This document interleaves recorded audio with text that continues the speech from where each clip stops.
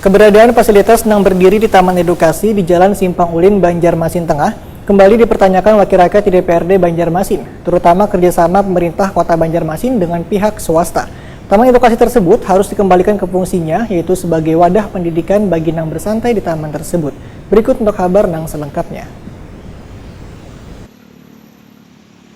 Keberadaan fasilitas yang berdiri di Taman Edukasi di Jalan Simpang Ulin, Banjarmasin Tengah kembali dipertanyakan Wakil Rakyat di DPRD Banjarmasin, terutama kerjasama pemerintah Kota Banjarmasin dengan pihak swasta. Wakil Ketua DPRD Banjarmasin Muhammad Yamin Wetakuni Prima TV usai rapat lintas komisi yang digelar di ruang rapat mini DPRD Banjarmasin, Jalan Mangkurat Banjarmasin Tengah besokan Rabu 2 Februari 2022 menyatakan, di Taman Edukasi tersebut yang memiliki izin hanyalah videotron, sedangkan baliho yang berdiri di lahan 800 meter persegi di bekas SD Negeri Melayu tersebut perizinannya masih belum jelas.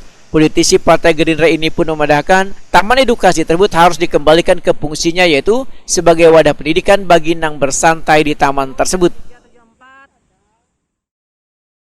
Sehingga ada juga pasang baliho, siapa yang memungutnya ini? Uangnya kemana ini?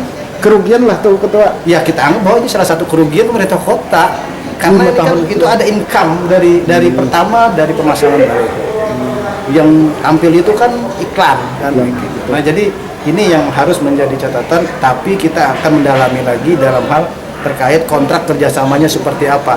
Jangan-jangan kontrak kerjasamanya bahwa mereka pihak ketiga yang membangun, sehingga selama kontrak 5 tahun itu mereka yang merawat dan mereka yang mengambil income-nya, ya kan, kita tidak tahu. Nah ini soalnya kita berharap hasil SP3 PKS-nya dengan pemerintah kota ini kita harus mengetahui, dan kita tidak mesti harus ikut dalam membahas itu, tapi paling tidak pemerintah kota menyampaikan dan kami mengaminkan. Sementara itu, PLT Kepala Dinas Lingkungan Hidup Banjarmasin Wahyu Hardi Cahyono memandangkan pendirian baliho harus mendapatkan izin dari Dinas Perizinan Banjarmasin karena terkait dengan pendapatan asli daerah. Jika baliho berdiri di taman milik pemerintah kota wan kada merusak taman, maka kada menjadi masalah. Berkaitan dengan Taman Edukasi, ujar Wahyu Hardi Cahyono, Dinas Lingkungan Hidup Banjarmasin kada pernah terlibat baik dalam perawatan wan menganggarkan biaya perawatannya.